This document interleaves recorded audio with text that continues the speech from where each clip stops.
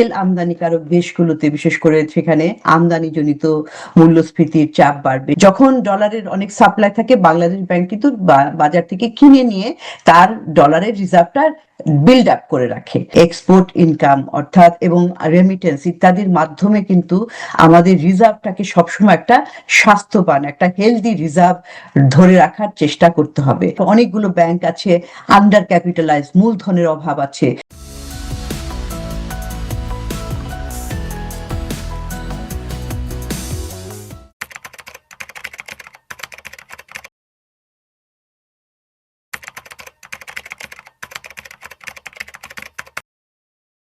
IMF এবং বিশ্বব্যাংকের যে স্প্রিং মিটিংটা হচ্ছে সেটা খুবই গুরুত্বপূর্ণ। যথার্থই বলেছেন যে যুদ্ধের প্রেক্ষিতে তেল আমদানিকারক দেশগুলোতে, বিশেষ করে সেখানে আমদানিজনিত মূল্যস্ফীতির চাপ বাড়বে। সেই প্রেক্ষিতে কিন্তু বাংলাদেশ আগের থেকেই, শুরু থেকেই যে তাদের কত বাড়তি টাকা লাগবে সেটার একটা হিসাব করেছেন, এবং কথাবার্তা চলছিল যে বাংলাদেশকে আইএমএফ এর কাছে আরো $2 বিলিয়ন চাইবে কিনা, সেরকম একটা তাদের হয়তো পরিকল্পনা আছে। সেটা আমরা জানি না, সরকারি পর্যায়ে তারা বলবেন। কিন্তু আসলে এই শুধু বাংলাদেশ না, এই যারা যে সমস্ত উন্নয়নশীল দেশ, দরিদ্র দেশ, তারা কিন্তু এই ভূ রাজনৈতিক ঝুঁকির প্রেক্ষিতে এবং যুদ্ধের প্রেক্ষিতে তারা তাদের বাড়তি অর্থ চাওয়া। এবং আরেকটা বিষয় আছে যে অনেক দেশ কিন্তু এই ঋণের জালে জর্জরিত। হ্যাঁ, debt relief, debt sustainability framework যেটা আছে সেটাকে পুনরায় বিবেচনা করা, এই বিষয়গুলি কিন্তু আলোচনার মধ্যে থাকবে।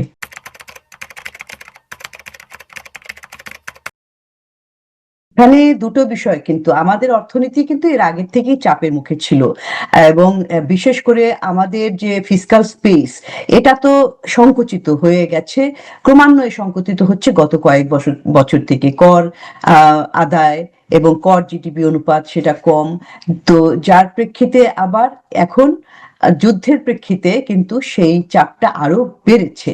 এবং যেটা একটু আগে আপনিও বললেন, যে আমি উল্লেখ করেছি যে আমদানিজনিত মূল্যস্ফীতি এবং বিভিন্ন ধরনের শক, সেটার কারণে কিন্তু এই ফিসকাল সাপোর্টটা আরো বেশি প্রয়োজন হয়ে দাঁড়িয়েছে। এবং সেই প্রেক্ষিতে এখন যে ওয়ার্ল্ড ইকোনমিক আউটলুক, যেটা কিনা একটু কয়েক মাস আগে কিন্তু একটু ঘুরে দাঁড়ানোর ইঙ্গিত দিয়েছিল, যে 2025 অর্থ বছরে মাত্র 3.5% প্রবৃদ্ধি, কিন্তু বলা হয়েছিল যে এটা আরো বাড়বে এবং মূল্যস্ফীতি কিছুটা কমবে। কিন্তু এখন যে একটা চাপ ধাক্কা এসেছে, এবং এই ধাক্কাটা কিন্তু সহসাই যাবে না। রিকাভার, যুদ্ধ বন্ধ হলেও যে ক্ষতিটা হয়ে গেছে এটা রিকাভার করতেও কিছুটা সময় লাগবে।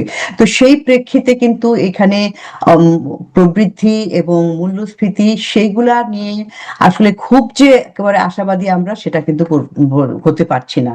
এবং সেই প্রেক্ষিতে আমাদেরকে চলমান শক থেকে কিভাবে বের হয়ে আসবো, সেটাই কিন্তু আসলে মূল বিষয়। এবং সেই জন্য যে কনসেশনাল সাপোর্ট, একদিকে জ্বালানি ঝুঁকি মোকাবেলা, অন্যদিকে আরেকটা সামাজিক সুরক্ষা রক্ষার জন্য কিন্তু খুব প্রয়োজন হবে।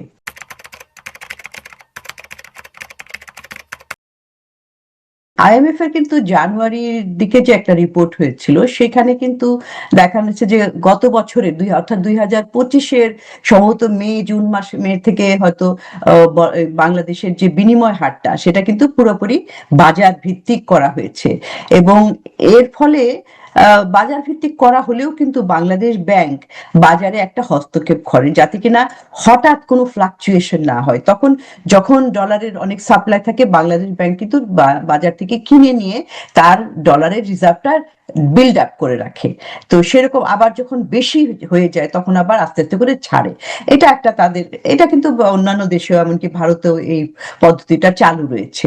তো যার ফলে কিন্তু বাংলাদেশ ব্যাংক তার রিজার্ভে কিছুটা যোগ, প্রায় $2 বিলিয়ন সম্ভবত যোগ করতে পেরেছে। তো কিন্তু এটা তো একটা সব মানে সমাধান না, এবং সর্বশেষ সমাধান, আলটিমেট সমাধান না। তো কৃত্রিম ভাবে তো ধরে রাখাও যায় না। সেই জন্য যেটা দরকার সেটা হচ্ছে যে আমাদের এক্সপোর্ট ইনকাম অর্থাৎ এবং রেমিটেন্স ইত্যাদির মাধ্যমে কিন্তু আমাদের রিজার্ভটাকে সবসময় একটা স্বাস্থ্যবান, একটা হেলদি রিজার্ভ ধরে রাখার চেষ্টা করতে হবে। এবং এখন যেহেতু আমাদের আমদানি তেমন হয় না, আমদানি তো অনেক সংকোচন হয়েছে, তো সেই প্রেক্ষিতে একটা সাময়িক স্বস্তি পাওয়া যাচ্ছে, কিন্তু যখন আমাদের অর্থনীতি ঘুরে দাঁড়াবে তখন কিন্তু আমদানি চাহিদা বাড়বে, আমদানি চাহিদাজনিত এই রিজার্ভের চাহিদাটাও বাড়বে। সেই জন্য একটা যে ফ্লেক্সিবিলিটি থাকবে এবং বাজারের সাথে সংশ্লিষ্টই থাকবে দীর্ঘমেয়াদে, যদি আমরা সত্যিকারের একটা হেলদি স্ট্রং বিনিময় হার ব্যবস্থা করতে চাই। কিন্তু এখন যেটা দরকার সেটা হচ্ছে যে আমাদের ওই সংস্কার, একটা বিষয়, সংস্কারটা কিরকম, যে আমরা এক্সপোর্ট বাড়াতে চাচ্ছি, কিন্তু বাড়ানোর জন্য আমাদের এক্সপোর্ট ডাইভার্সিফিকেশন, ইনস্টিটিউশনাল বিষয়, যে আরো মানে এক্সপোর্টকে সহজীকরণ করার জন্য, সেরকম আবার যদি অভ্যন্তরীণ টাকার এটা বিনিময়, এটা ফরেন এক্সচেঞ্জ না হলেও একটু আগে বলছি যে ফিসকাল স্পেস, সেটা বাড়ানোর জন্য রাজস্ব সংস্কার, এই সমস্ত সংস্কারের দিকেও যেতে হবে। আরেকটা বিষয় যে আপনি বলছেন যে আইএমএফ থেকে নতুন বাস্তবতা নিয়ে কোনো প্রেসক্রিপশন, একটা জিনিস কি যে এখানে এই মিটিং গুলো, এখানে তো আর কোনো প্রেসক্রিপশন আসে না, এটা ম্যাজিক কোনো প্রেসক্রিপশন না, এটা আমাদের অভ্যন্তরীণ বিষয়, অভ্যন্তরীণ নীতিমালারই একটা অংশ। সেখানে তারা, আমরা যখন ঋণ চাইতে যাই, তাদের কিছু সাপোর্টিং অ্যাটাচড কিছু শর্ত থাকে। শর্তটা যেমন যেটা বললাম যে আপনার যেমন ভর্তুকি উঠাতে হবে, তারপরে বিনিময় হারটা ফ্লেক্সিবল করতে হবে, এই সমস্ত কিছু তাদের। তারপরে হচ্ছে ব্যাংকিং ব্যবস্থার সংস্কার করতে হবে, তারপরে বিভিন্ন প্রতিষ্ঠানের যে অ্যাকাউন্টেবিলিটি, ট্রান্সপারেন্সি, এগুলি তাদের একটা শর্ত থাকে। তো সেগুলো তো যে কোনো একটা দেশের অর্থনীতিকে যদি আমি শক্তিশালী করতে চাই, সেটা আমাদের করতেই হবে, নিজের উদ্যোগেই করতে হবে।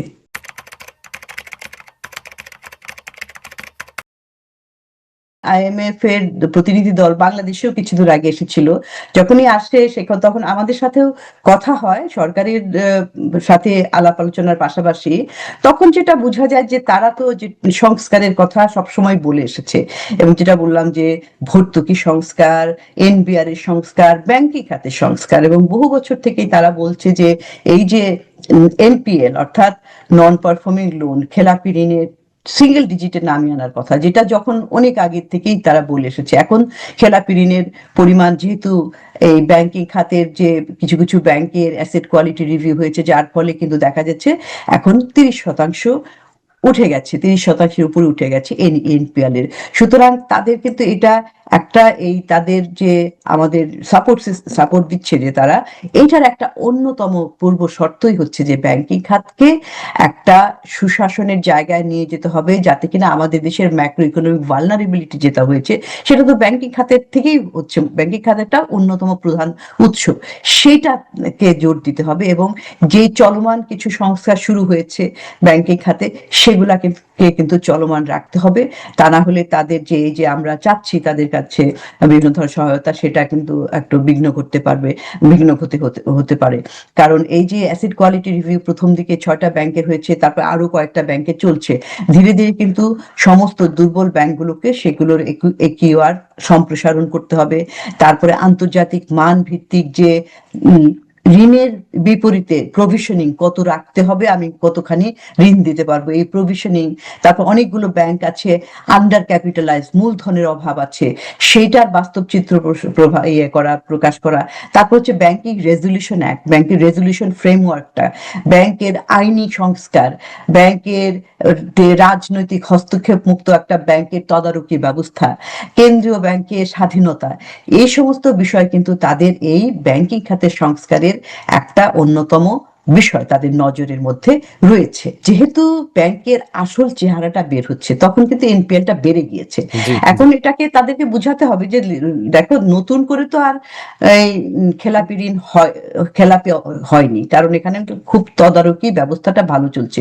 যেটা হয়েছে যে আগেরটাই হিসাব নিকাশটা সঠিকভাবে করা হয়েছে, সেটা একটু বোঝাতে হবে। এবং বোঝাতে হবে এই যে এইভাবে যে আমরা সংস্কার কার্যক্রমটা চালিয়ে যাচ্ছি, এবং এই সংস্কার এবং ব্যাংকগুলাকে 5টা ব্যাংক একীভূতকরণ করা হয়েছে। ভবিষ্যতে স্বাস্থ্য আরো পরীক্ষা নিরীক্ষা করে আরো যদি ব্যাংকগুলোকে একীভূত করার প্রয়োজন পড়ে, কিংবা কোনো অবসায়নের দরকার পড়ে, সেগুলো করে আসলে স্বাস্থ্যটা উন্নত করতে হবে। এটার জন্য একটু সময় প্রয়োজন।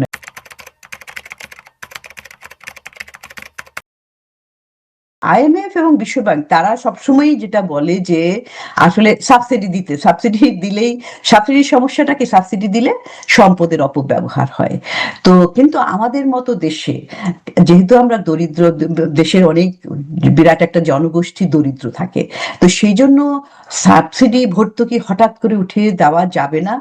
তো কিন্তু যেটা প্রয়োজন সেটা হচ্ছে যে সাবসিডির ব্যবস্থাপনা, ভর্তুকির ব্যবস্থাপনা, সেটা কিভাবে যে ব্ল্যাঙ্কেট সবাইকে সাবসিডি দিলে সেটা বললাম যে যাদের প্রয়োজন নাই তাদের হাতেও যায়, সম্পদের অপচয় হয়।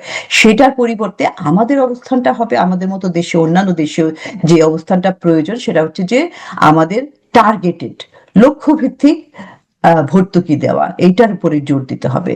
কারণ যেটা সার্বজনীন ভর্তুকি হলে সেটা তো একদিকে খরচ, আমাদের টাকা নাই, সেটা ইনএফিশিয়েন্ট হয়, অকার্যকর, এবং ধনীরা সেটা সুযোগটা পেয়ে যায়। তো এখন সেই প্রেক্ষিতেই কিন্তু এটা, এই সাবসিডি নিয়ে বিশ্বব্যাপী আলোচনা হচ্ছে। আইএমএফ, ওয়ার্ল্ড ব্যাংক যা তারা যে সমস্ত দেশে সহায়তা দেয় তারা এই বিষয়টা সবসময় তারা উঠিয়ে নিয়ে আসে। সেই জন্য আমাদের দেশে পুরোপুরি না উঠানো যাবে না এই প্রেক্ষিতে, কারণ আমাদের জ্বালানি নিরাপত্তা, খাদ্য নিরাপত্তা এটার মধ্যে জড়িত রয়েছে। তো কিছু কিছু প্রেক্ষিতে টার্গেটেড, লক্ষ্যভিত্তিক ভাবে যাদের প্রয়োজন তাদেরকে দিতে হবে। তবে লক্ষ্যটা হবে যে যেটাই দেওয়া হোক সেটার ব্যবহারটা যাতে খুব এফিশিয়েন্ট হয়, যাতে কিনা এটার অপচয় না হয়।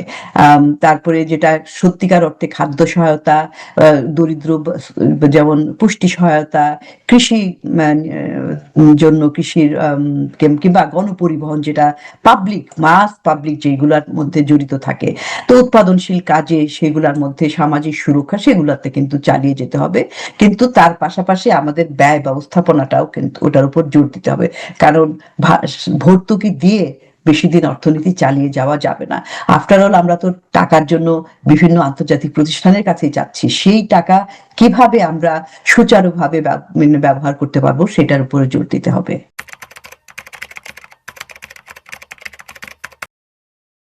সিপিডি আমরা মাঝে মাঝেই এই ধরনের এই স্প্রিং মিটিং এ অংশগ্রহণ করে থাকি। সেটা আসলে সিভিল সোসাইটি পলিসি ফোরামের একটা অংশ আর কি।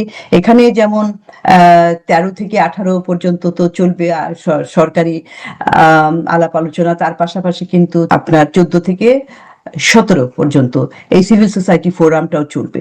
তো সেইখানে যে বিষয়গুলি সাধারণত আলোচনা হয়, আমার আগের অভিজ্ঞতা থেকেও আমি জেগেছি যে এই সারাদিন ব্যাপী তাদের যে আলোচনাগুলো, এটার একটা উদ্দেশ্য থাকে, সেটা হচ্ছে যে এই যে আন্তর্জাতিক প্রতিষ্ঠানগুলো যারা বিভিন্ন দেশের সহায়তা দিয়ে থাকে, বিভিন্ন দেশের সুশাসনের কথা বলে, কিংবা ভর্তুকি উঠিয়ে দেওয়া, কিংবা তাদের প্রতিষ্ঠানগুলোকে শক্তিশালী করার কথা বলে, তো এখানে সিভিল সোসাইটির এঙ্গেজমেন্টটা সেটা হচ্ছে মূলত এই প্রতিষ্ঠানগুলি, যে মাল্টিল্যাটারাল ডেভেলপমেন্ট ব্যাংক, এমডিবিস, কিংবা আন্তর্জাতিক প্রতিষ্ঠানগুলো, তাদের নিজেদের সংস্কার, তারা তাদের সুশাসন, তাদের জবাবদিহিতা, তারা যে ঋণ দেয় সেই ঋণের যে কঠিন শর্ত দিয়ে থাকে, সামাজিক সুরক্ষার জন্য তাদের কমিটমেন্ট কি, এগুলা নিয়ে কিন্তু সিভিল সোসাইটিটা একটা ওয়াচ ডগের মতো কাজ করে। তারা বলে যে তাদেরও কিন্তু একটা জবাবদিহিতার জায়গার প্রয়োজন রয়েছে, এবং তাদের নিজেদের দক্ষতা বাড়ানোর প্রয়োজন রয়েছে। আরেকটা হচ্ছে যে এই যে প্রয়োজন অনেকদিন থেকে কি একটা আন্তর্জাতিক এই ফোরাম, তাছাড়া আরো আন্তর্জাতিক বিভিন্ন ফোরামগুলোতে যেখানে ফাইন্যান্স ফর ডেভেলপমেন্ট টাইপের যে আলোচনাগুলি হয়ে থাকে, সেখানে কি বলা হয়, সেটা ক্লাইমেট ফোরামে হয়। তো ওই রকম সেখানে বলা হচ্ছে যে এই যে উন্নয়নশীল দেশ, দরিদ্র দেশগুলোকে সহায়তা বাড়াতে হবে।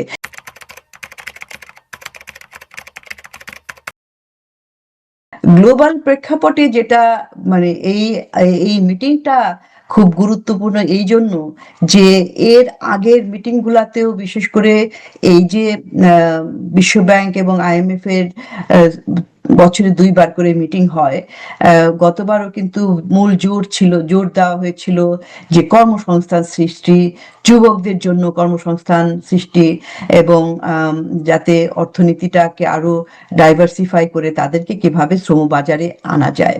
কিন্তু আমরা দেখছি যে সারা বিশ্বে যে এই সংকট দেখা দিচ্ছে, সেখানে নতুন করে কর্মসংস্থান সৃষ্টি করা এমন একটা কঠিন হয়ে দাঁড়িয়েছে, যে কারণ কিনা ডে টু ডে সমস্যাগুলো সমাধান করার জন্যই কিন্তু দেশগুলো নিয়োজিত হয়ে আছে, এবং অনেক দেশে রাজনৈতিক পট পরিবর্তনও হয়েছে।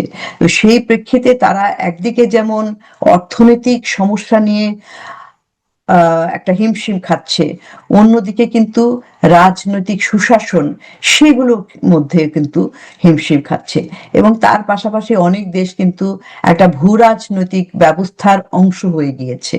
সেই জন্য তারা নিজেরাও অনেক ধরনের সিদ্ধান্ত নিজের মতো করে নিতে পারছে না। এটা একটা নতুন পরিস্থিতি দাঁড়িয়েছে, এবং গত এক বছরের তুলনায় এই বছরে এক বছরের মধ্যে আমরা দেখছি যে বিশ্ব এখন একটা নতুন ডাইনামিজম, পলিটিক্যাল ডাইনামিজমের মধ্যে পড়ে গেছে, এবং জিও পলিটিক্যাল ইস্যুসগুলো এখন জিও ইকোনমিক বিষয়ের মধ্যেও একটা প্রভাব বিস্তার করছে। সেই প্রেক্ষিতে বাংলাদেশকেও খুবই সতর্কভাবে এগুতে হবে, সতর্কভাবে আপনার কার সাথে অ্যালায়েন্স করা, কোন দেশগুলো কোন গ্রুপের সাথে, সেগুলোর কিন্তু চিন্তা ভাবনা করার প্রয়োজন রয়েছে। অর্থাৎ অর্থনৈতিক বিষয়টাকে এখন শুধুমাত্র অর্থনীতির মধ্যে রাখা যাচ্ছে না, রাজনীতি এবং ডিপ্লোম্যাসি এই দুটোর মধ্যে কিন্তু একাকার করে দেখতে হচ্ছে।